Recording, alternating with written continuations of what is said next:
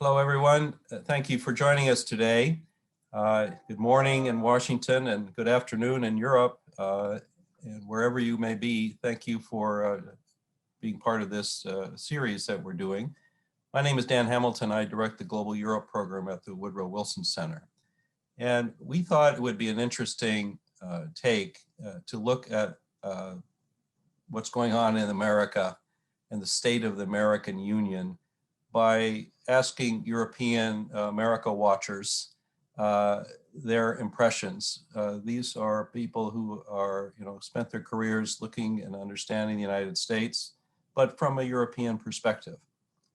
Usually the President of the United States gives a State of the Union address, but when you elect a new president, then of course it takes a year for that to kick in. But this is about the time when the State of the Union would normally be given, so we thought we'd do our own State of the Union, but with a European twist. So we will have this as a live chat and also invite audience participation. You can send us a question either by sending a tweet or email.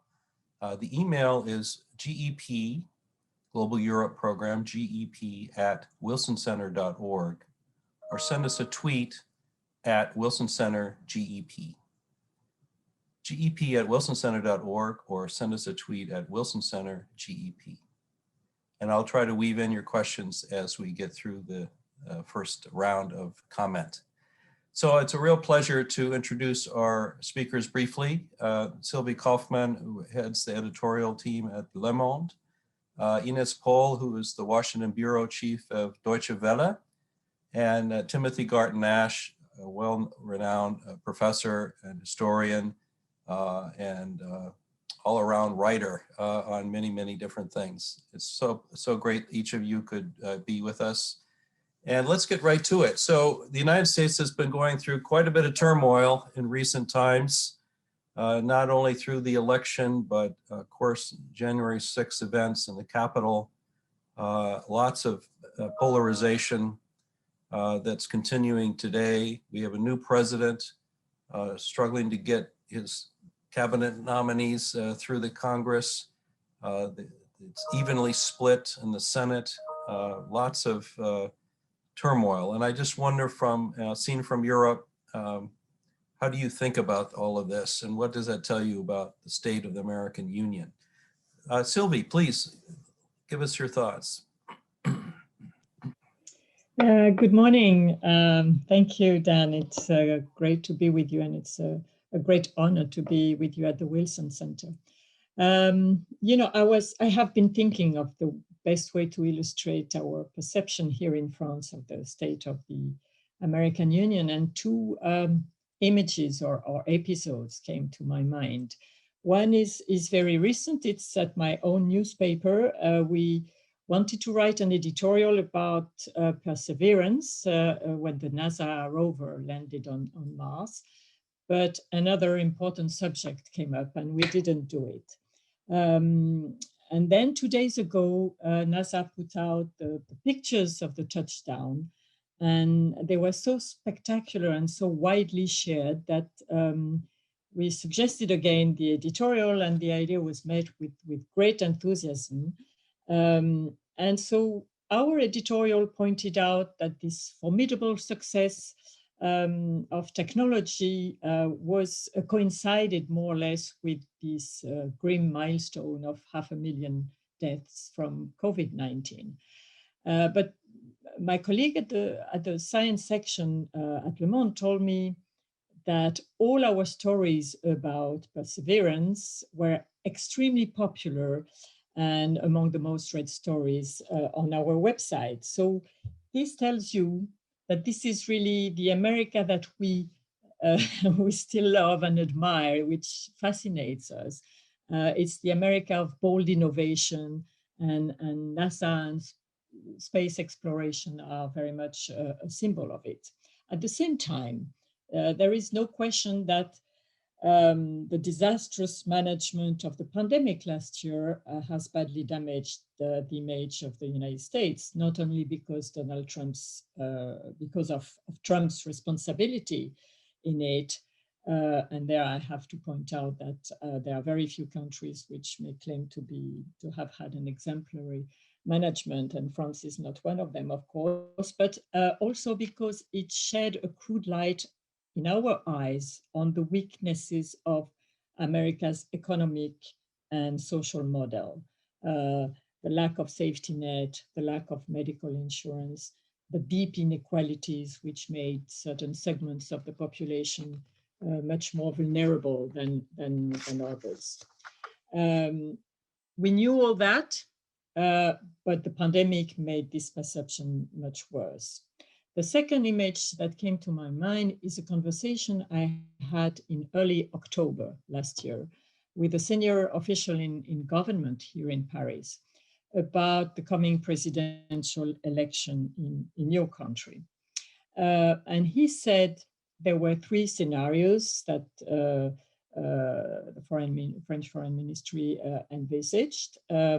Trump's re-election, Biden's victory, and a third scenario, which meant chaos, which would be a narrow Biden victory. And as he put it, it could be 3 months of great danger for everybody, scorched earth strategy, etc.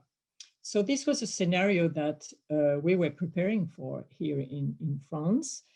And, I remember it was, as I said, it was early October, and I remember coming out of this meeting thinking, wow, it's like having your eldest brother who is seriously ill and he's going to have surgery, and you are told that the surgery may succeed, but it also may go very wrong, and you have to prepare for it.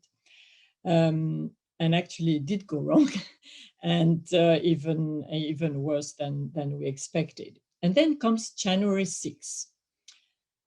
And I remember watching Trump's speech on my computer at the office and thinking, wow, this is a president who is calling demonstrators to march on Congress, which is Parliament. Have I ever witnessed this in a democratic world?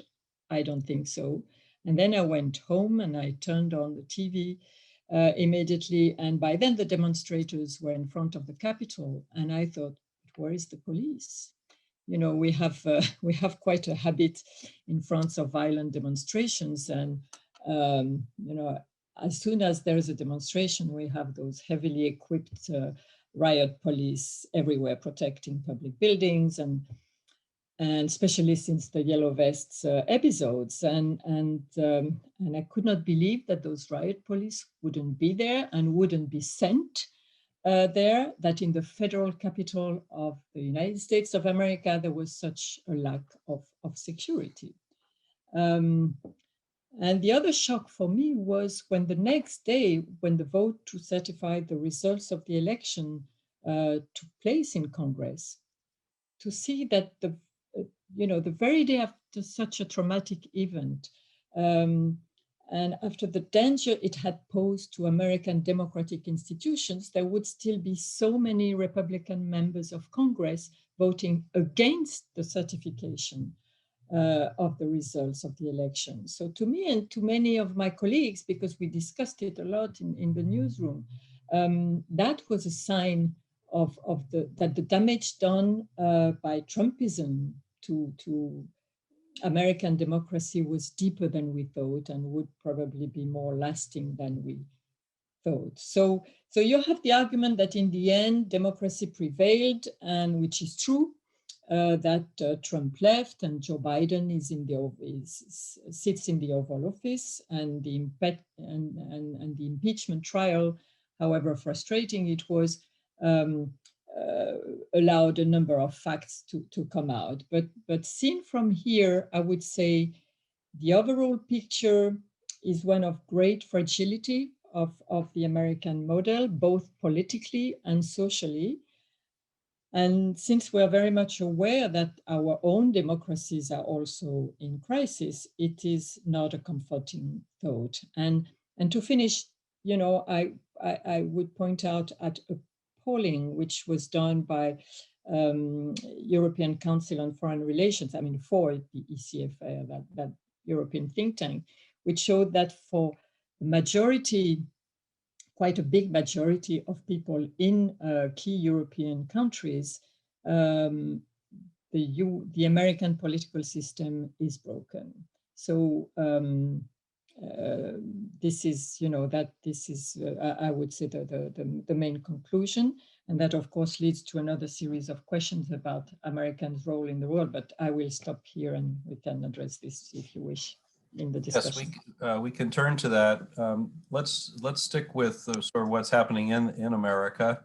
Ines, you did a very interesting reporting exercise during the election campaign. You went on a road trip across America and reported from across the country. That really, it must have given you a real on-the-spot sort of perspective on the state of the American Union. Yes, and it actually didn't leave me so surprised as many others on January 6th. I actually was down at the mall well, nobody will ever forget that day, but when you have been traveling the country as I did, you could kind of feel how the aggressions were growing and how the disconnect to the democratic system deepened. So yes, indeed, I did this road trip and I was able to do it 4 years ago. So what we did, we flew to Los Angeles and got a van and then really drove through the country, up and down and forwards and backwards. It's always important to kind of remind non-Americans how huge this country is and how diverse this country is when it comes to landscape, but also when it comes to food and culture and music, and how far Washington is away. That's also something I think we always have to keep in mind and we tend to forget. So when you talk in Utah to people about DC, they couldn't care less. They do not care. When you talk in Idaho to people, you finally, or you all of a sudden understand why for them it is so important that they have their rights to carry their gun, and that they have the feeling when Washington kind of interferes, Washington is taking away their freedom. So this is always something I think we as Europeans and our non-Americans have to be aware of. What was shocking during this road trip as a journalist, how huge the mistrust is by now and how difficult it really is to talk to people. And I have to say it's much easier as a German, as a non-American, because obviously mainly Trump supporters just don't talk to American so-called mainstream journalists from networks which are not Fox. And sometimes, and that's not a good thing. It's good to have a German accent when it comes to Trump supporters. They have this little wink wink going on, which you can use, even so it makes you feel really uncomfortable.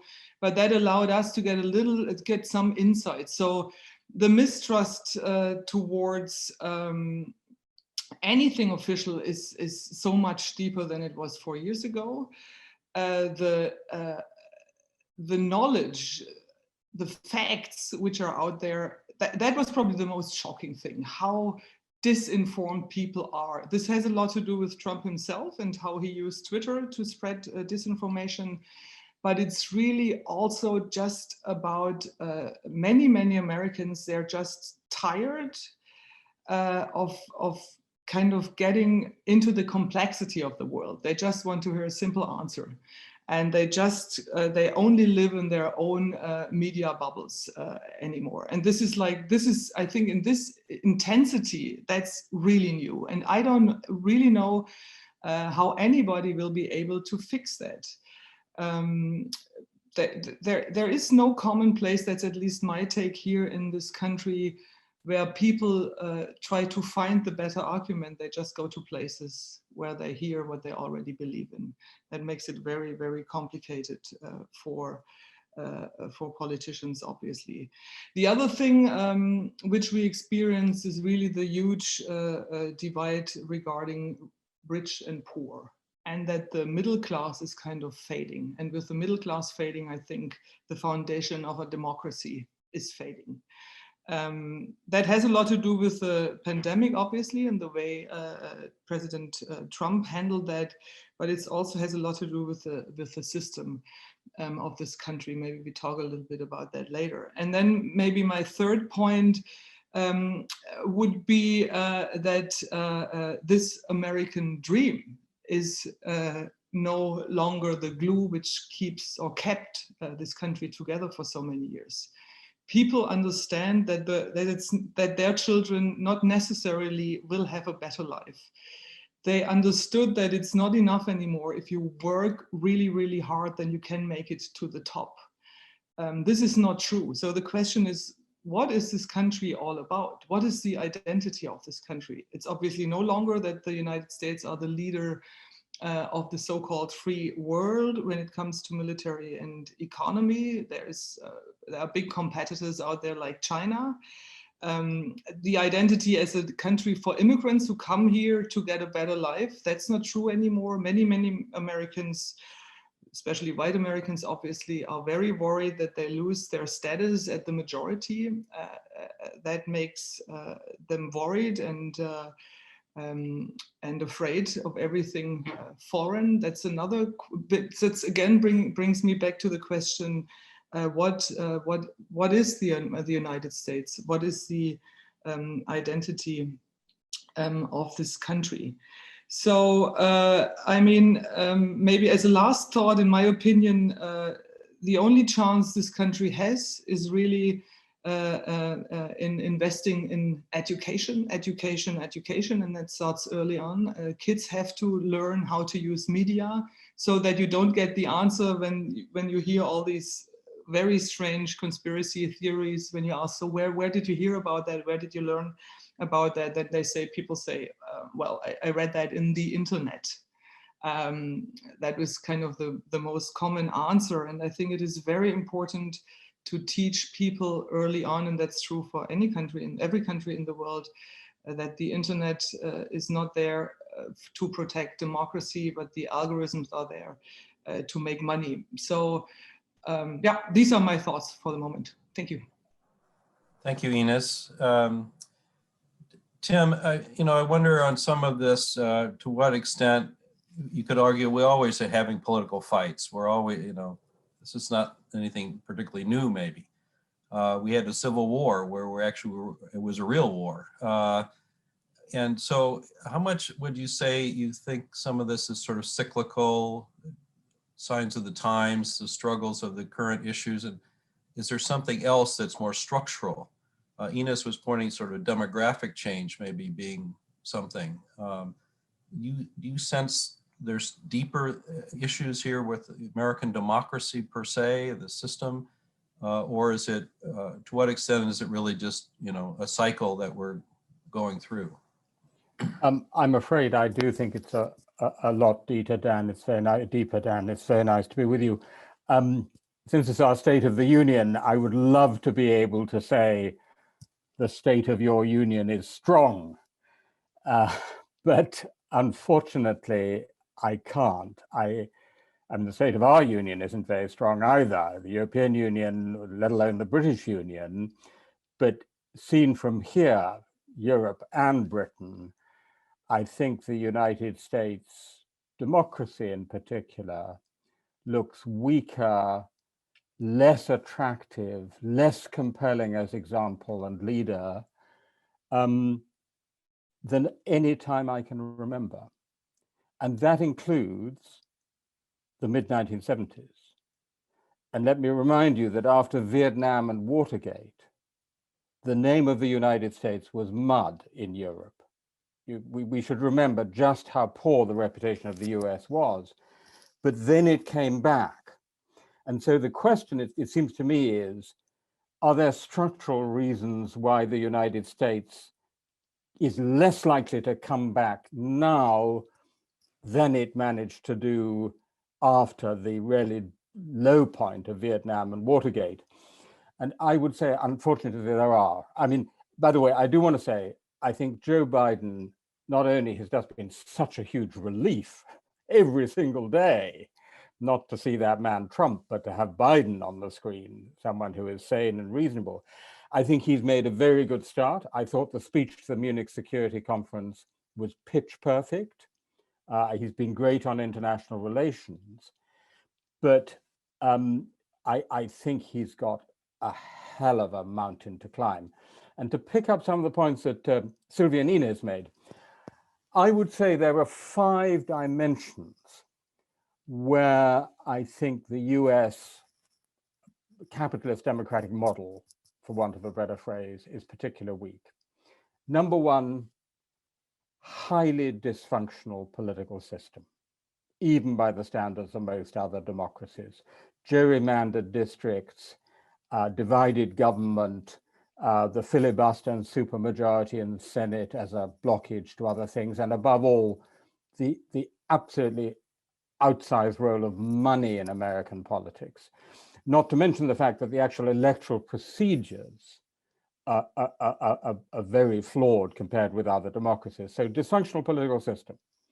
Number 2, to pick up on something Inez was just saying, it's not just a reflection of, as it were, people's spontaneous attitudes that they don't want to talk to each other. The US is the most extreme example in the world of a hyperpolarized media system. That is to say, there is a whole media system in place which creates these 2 realities which don't talk to each other, such that tens of millions of Americans can believe that Trump actually won the election. And there is no European democracy which has that to the same extent. Many of us still have public service broadcasting, which is a shared space. But even those of us who have weak public service broadcasting, you know, have relatively good, diverse private media. I think the country that probably in Europe comes closest to it is Poland, actually, a country Sylvie also knows very well, but it's nothing like as advanced in the US. So that's a structural reason why it's hard to recreate. Third thing, I think Inez and Sylvie both mentioned it, Europeans for decades have not exactly admired the US social model, but now less than ever, the extent of inequality, the destruction of the middle class, and the health system, the most expensive health system in the world, producing some of the worst health outcomes. You know, many of us have handled COVID badly, but few can compare with the US. So the social model. Fourthly, the economy. Of course, the US economy still has enormous strength, but you know what? If you come from a European airport to your average US airport, you're in for a shock. I mean, one of the very few true things I think Donald Trump actually said was the US has third world airports. And so the battered infrastructure of the US, including public education, the low standards of education. And, you know, in a 21st century economy, it depends on the quality of its educational system. Elite education, second to none.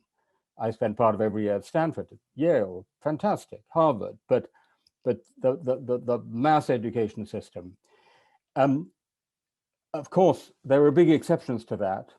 And the big pharmaceutical companies are one.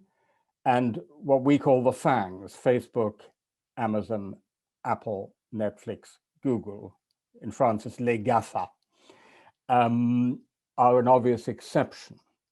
And we all use them, and they're amazing, and they're more powerful than ever. But, and this goes to my 5th point, they're not attractive to Europeans anymore.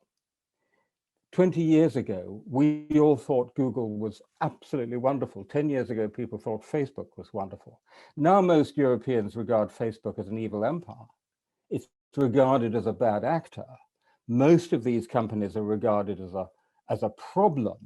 So even where the US is strongest, it's no longer attractive.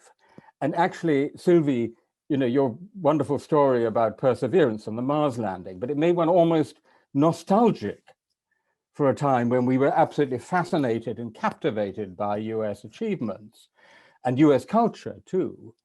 And by the way, just en passant, you'll be amused to hear that obviously the British middle class during lockdown have all been on Netflix and Amazon Prime, but the series we've all been watching are French.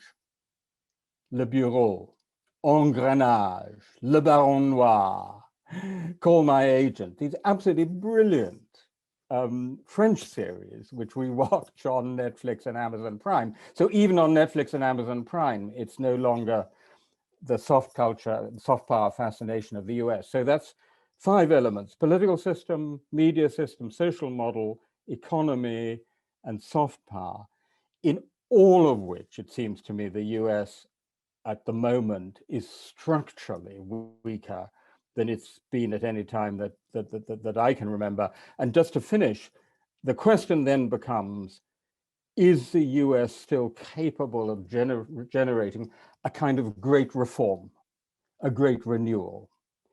And I think that'd be an interesting question to discuss. I have to admit, sadly, I'm very skeptical about that, but I would love to believe it's still possible. Thank you, Tim. I mean, I think just on that point, I think, you know, some would make the case, the last number of years have been, I think Sylvie mentioned it, amazing stress tests for this system. And despite all the dysfunction that you've listed, that line of argument would say, you know, we survived the stress test, and now we're into a different situation in which there is a potential for some, you know, revival, if you will. The pandemic is going to be with us, but the economy, when it does come back, and it will come back, will be roaring.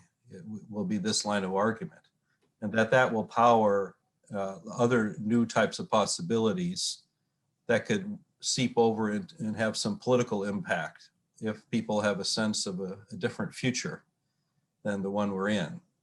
The notion that we now do have a president that is said, at least, he's only been in office a few weeks, that he intends to, you know, build back better and do some things quite differently. We'll have to see. But, you know, some would argue there is a moment here. It's a rare moment, could be a fleeting moment, to in fact have this type of revival. But if you look inside Enos's point, not just in Washington, but go across the country, I think it's also, I think, useful.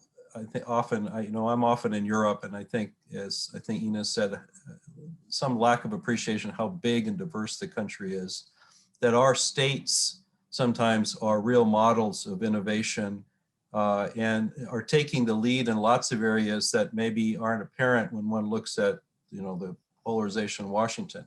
Tim's point on the technology companies, there is a huge wave rooted in states now, legal claims against the technology companies, imposing new types of regulations and things that are very similar to what you see going on in Europe.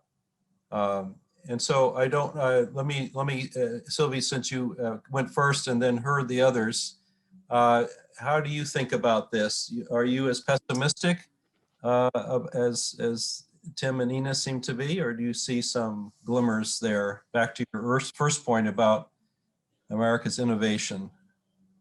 No, well, I always think of the United States as the country of optimism. So I don't want to end with this image of the country. But I think it very much depends not only on the Americans themselves and on the Biden administration, but also on the way it can cooperate with other countries, including Europe. And there's a paradox there, because we know that the priority of this administration will be turned inwards, because, you know, because of the middle class, because of the pandemic, because of the economic emergency.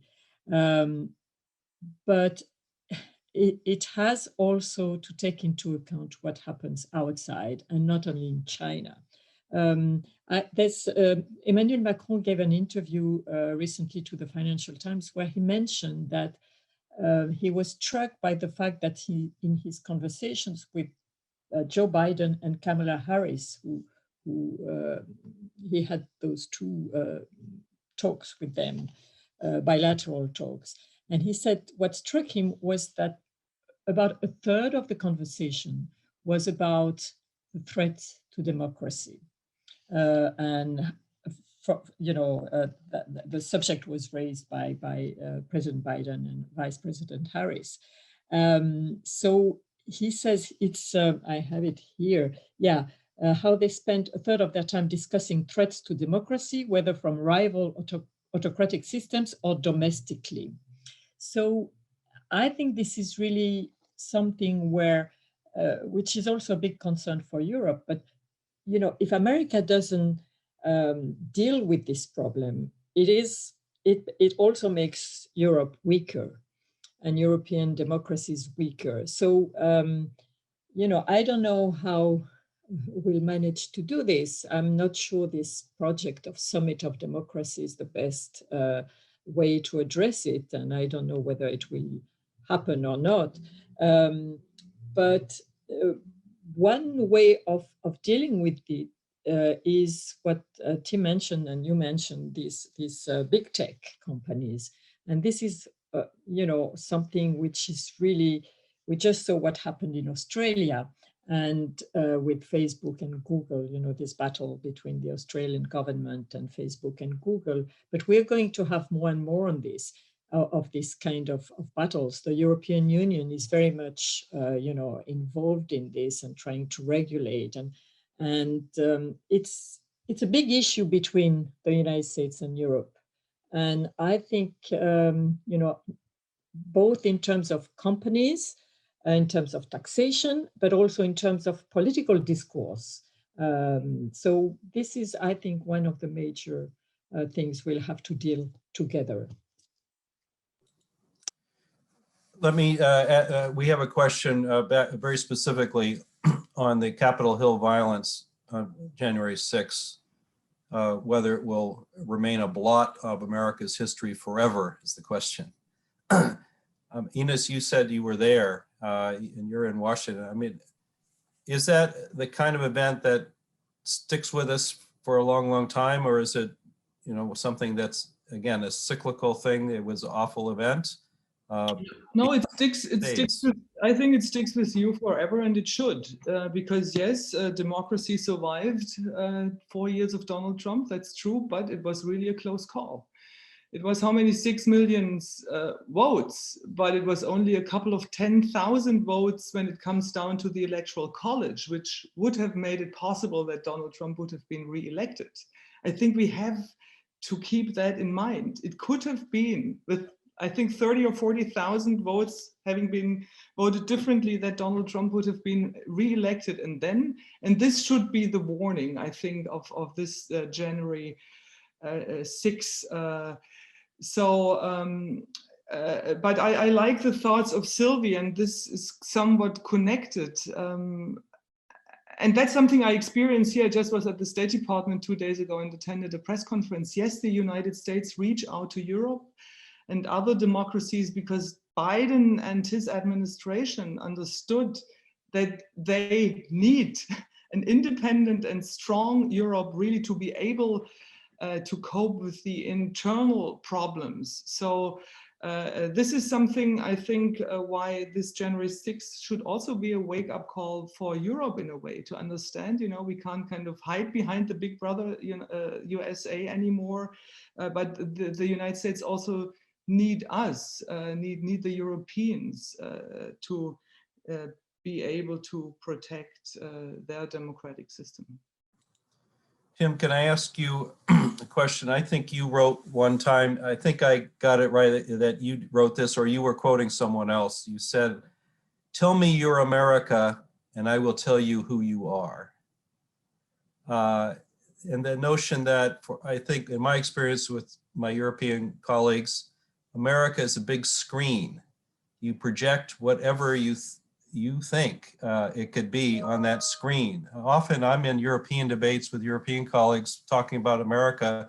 They forget I'm American, and then it's all about their own debates about themselves. And America is used as sort of a tool to wage a inter-European debate about issues. And I just wonder, having said all of these things, to what extent do you think it's so different here? You mentioned there were some particularly US specific issues. There was a professor, Peter Baldwin, a few years ago wrote a book called The Narcissism of Minor Differences, play on Sigmund Freud, but basically saying if you really compare lots of issues across the Atlantic, the US kind of fits on most issues kind of in the middle of the European spectrum. Do you think that's changed? Do you think that what's going on in the United States has any lessons for Europe? Any similarities? Absolutely, I do. I mean, first of all, you know, it's worth saying that one of the few things that all Europeans have in common is the United States. That is to say, you can have a conversation in the smallest bar, in the smallest village in Ruthenia, or wherever it may be, about US politics. And people will know the basics. They know much more about the US than they do about each other's countries. You know, the tendency you describe, Dan, which was exemplified by the great manifesto of Jacques Derrida and Jürgen Habermas at the time of the Iraq War, was to define Europe as the not America. You define Europe by not being America. And as Peter Baldwin argued, and by the way, that riffed off something I argued myself in a book called Free World in 2004, that is empirically unsustainable. That's empirically completely unsustainable. You know, most people on the East Coast have very similar values to most centrist / liberal Europeans. It's just not the case that there are two distinct sets of values. But I would say everything we've been talking about for the last half hour actually has inclined more Europeans to think that US is more different, right?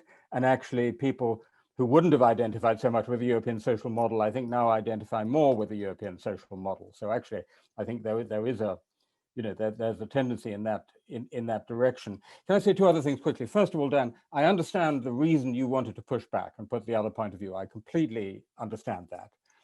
But I don't think we do anyone any service by trying to persuade ourselves that the problem is less profound than it is. I actually think what good friends do is to tell you how serious the problem is. And that's what we should be doing. And then try and look together for solutions. And I so much agree with Sylvia and Inez that what we really should be having is a short agenda of the big things that the US needs Europe and Europe needs the US, and we have to do together. And top of the list, in my view, are climate change and the regulation of the digital world in its entirety, not just the platforms, but the whole of the digital world. And the point there is neither of us can do it on our own, because Europe is the norm setter for the world and US companies are the trendsetter for the world. So you have to put together the trendsetter and the norm setter to get somewhere. And of course, the third on my short list would certainly be foreign policy. Could I jump in here for a minute, Dan? Yes, well, let me fold in, since Tim just ended on that foreign policy note, because the question is for you actually, and then whatever you'd like to say. This is from our colleague, Bill Drozdiak. He is saying, Emmanuel Macron and Angela Merkel have talked about the need for Europe to take its destiny into its own hands. Has the diminished respect for America and the chaotic exit of Britain from the EU encourage greater public support in France and Germany and elsewhere for a more integrated and self-reliant Europe that could become more independent from the American security umbrella? I mean, is this the time when the moment is there and then Europe actually says, well, hold on, actually we're very wary now and we're going to not embrace this new United States. We're going to chart our own path. Ines.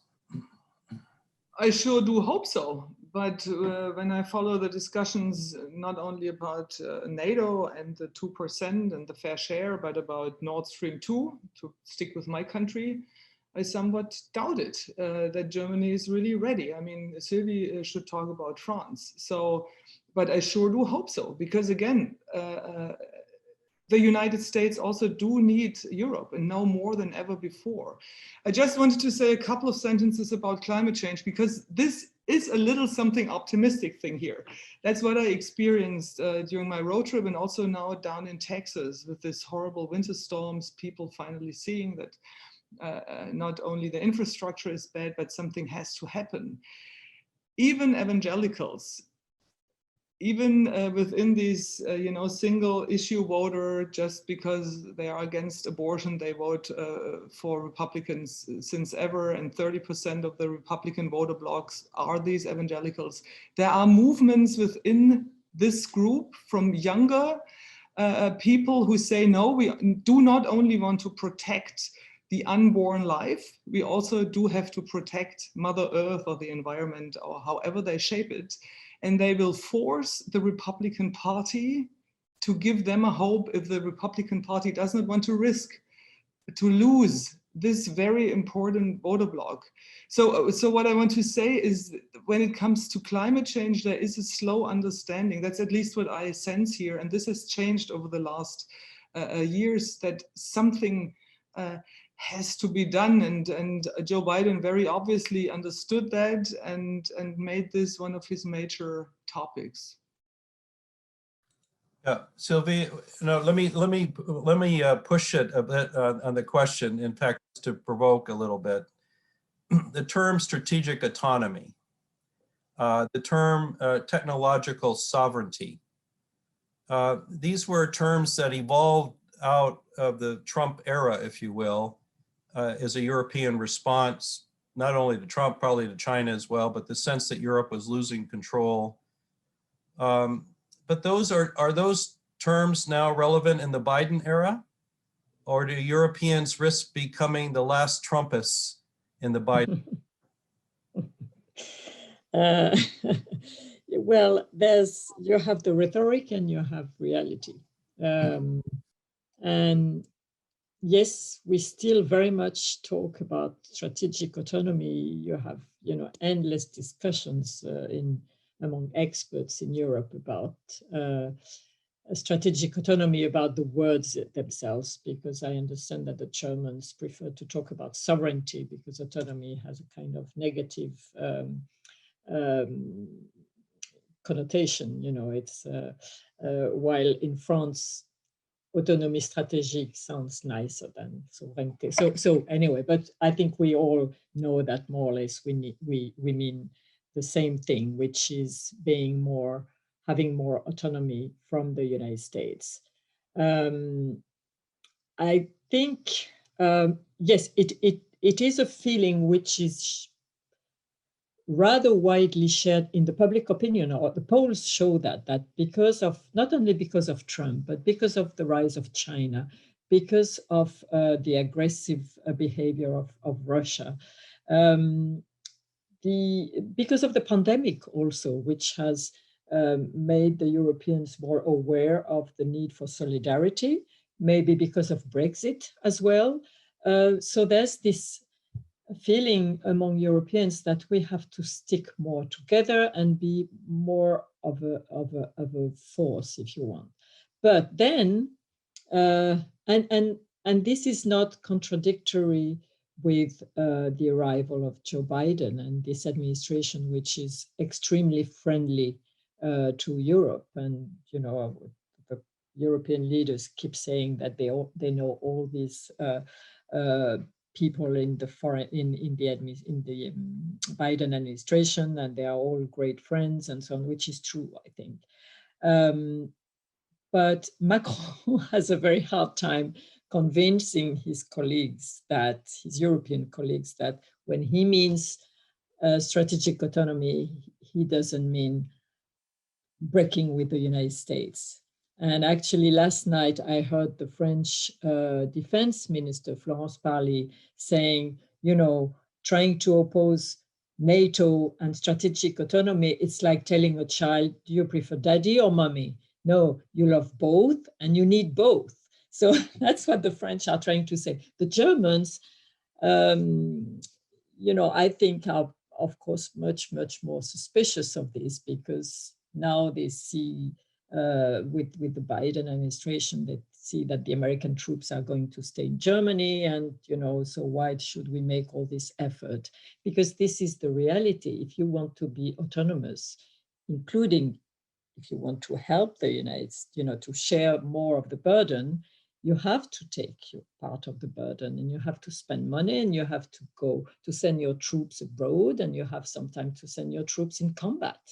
And you know, not all European countries are ready to do this. So that's where the reality is. So I think, yes, to to answer your question, I think the idea of strategic autonomy is there, but the execution is, you know, there's still much room for improvement. Yeah.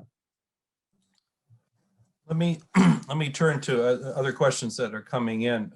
We had also in January our own on Martin Luther King Day, another event here where it was about what Black America means for Europe. And it was based on an article that was written last summer by a British professor on that topic. And you know, the social reckoning in the United States, the issues of race that have also been powering a lot of the turmoil this year, the role of the police, those kinds of issues. How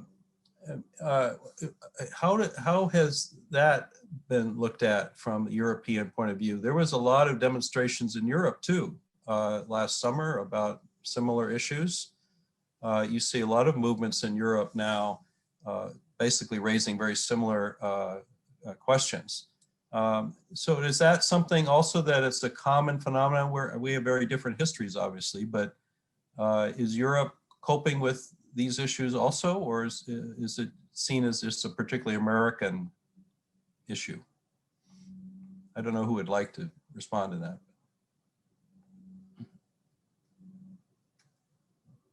that. Okay, Tim, go ahead, please. Yeah, okay, I'll start.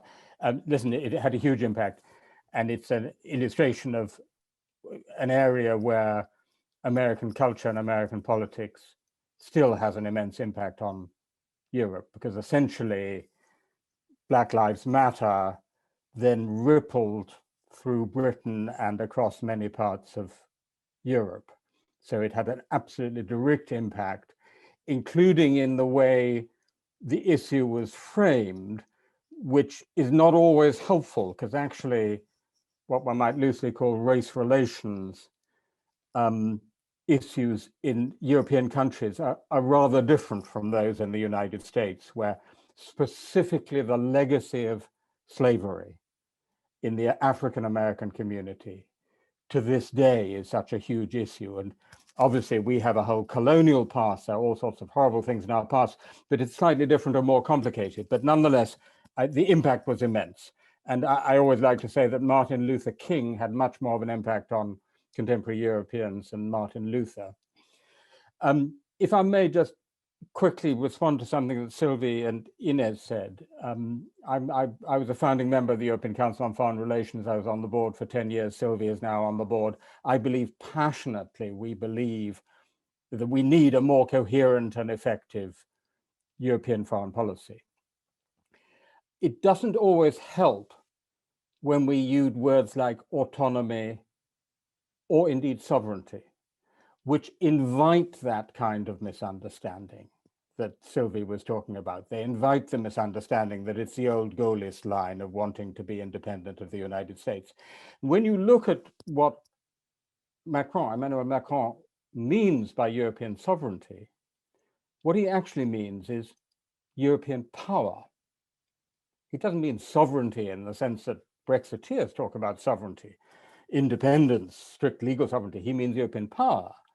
And European power, more European power, would be overwhelmingly a good thing for the United States. That's exactly what the United States need, is more European power, so you have a more powerful and effective partner. So I think we have to get beyond the words which slightly get into the way and get to the beef. That was sort of my point, that the words are in fact getting in the way, where I think underneath we agree. I don't think there's much debate across the Atlantic that we should have a more capable Europe. That's how I would just say it simply. A Europe that is capable, for instance, in the security area, of being what some of us would call the first responder to crises around its periphery. Instead of having, if France has to take care of crises in Africa, it shouldn't have to rely on the US Air Force to get there. And all the issues cross into Eastern Europe, through the Med, into Africa. If we knew that Europe had the capabilities, had built the capabilities to be able to be that first responder, you would find huge American support for that. But Americans want to know, what's the list of the capabilities that you're actually producing, instead of more process and words that kind of confuse people. Yeah, if I may. Seems to me the opportunity with the current administration, in my view, because I think they would welcome that. If I may, just very quickly on that, Jean Monnet once said that if you have a problem you can't solve, widen the context. Yeah.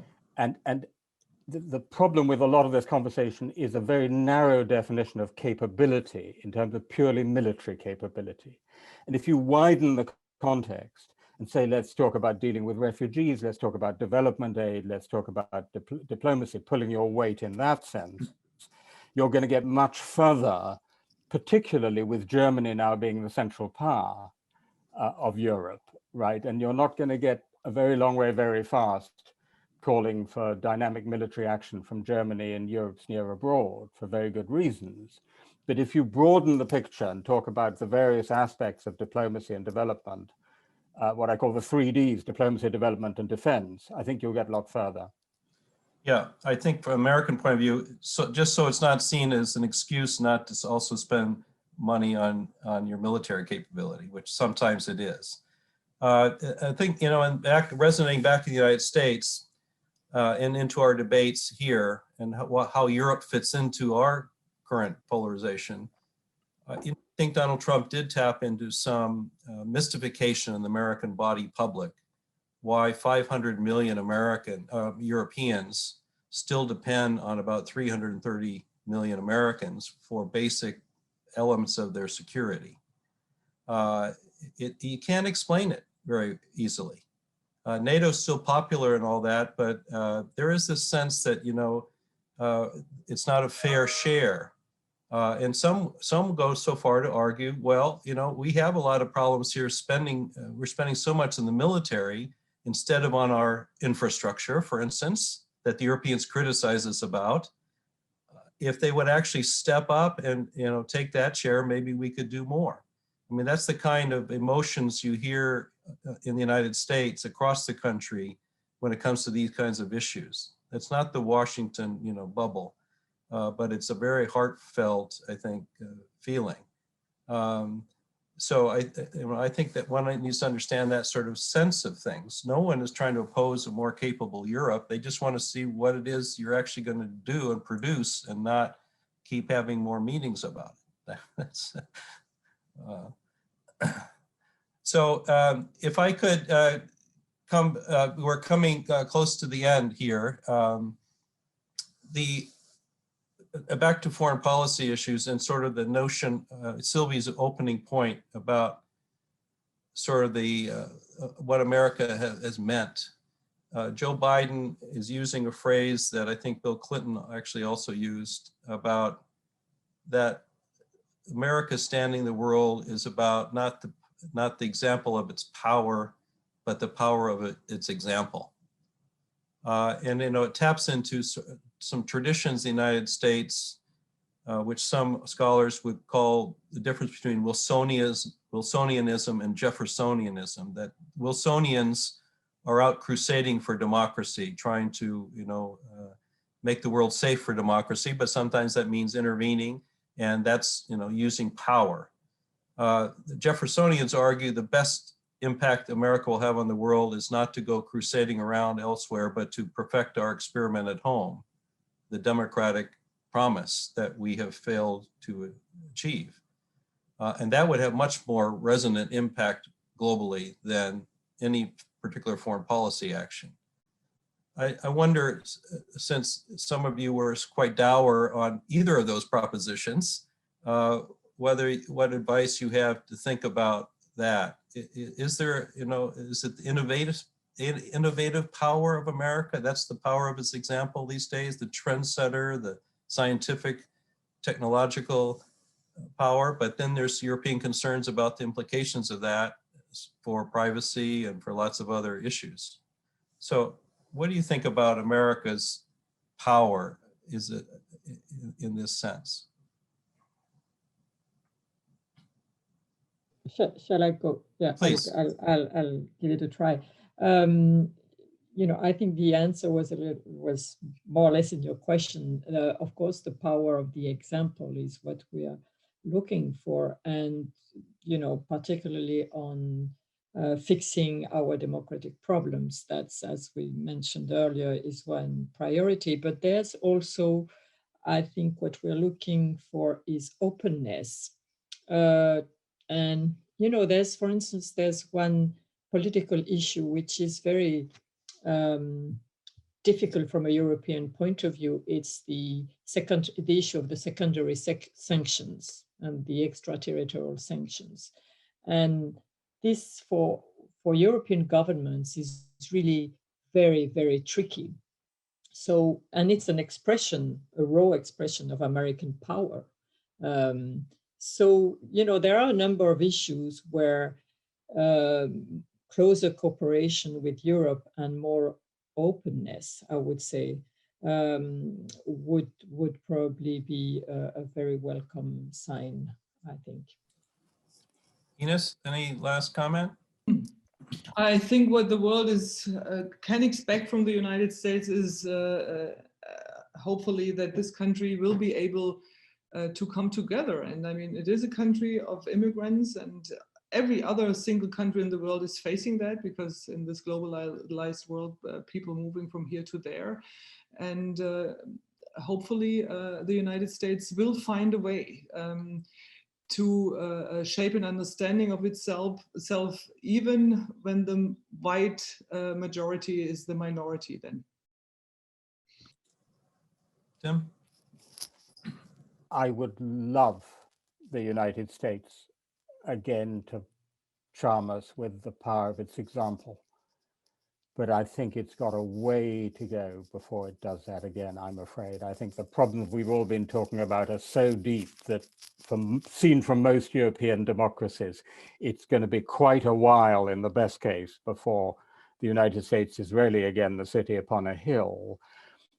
In the meantime, where I'd be more optimistic is about the idea of a new strategic partnership between the United States and European democracies. I think we've talked about several big areas, foreign policy, notably also China, Russia, climate change, the digital world, where there's a real potential for a strategic partnership between two lots of very imperfect, but still functioning democracies. Thank you.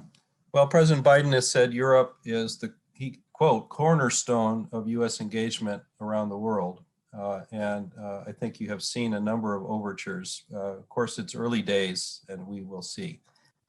I hope maybe we'll have another session sometime on the state of the European Union or disunion, if you want to put it that way. It does seem to me we're facing many similar challenges.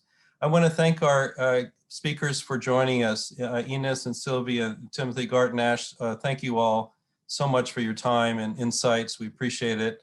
We will post this. It'll be available in a link for future reference. Well, I thank you and wish you all a good day. Thanks to everyone in the audience for being with us today. Thank you and take care. Thank you. Bye-bye. Bye.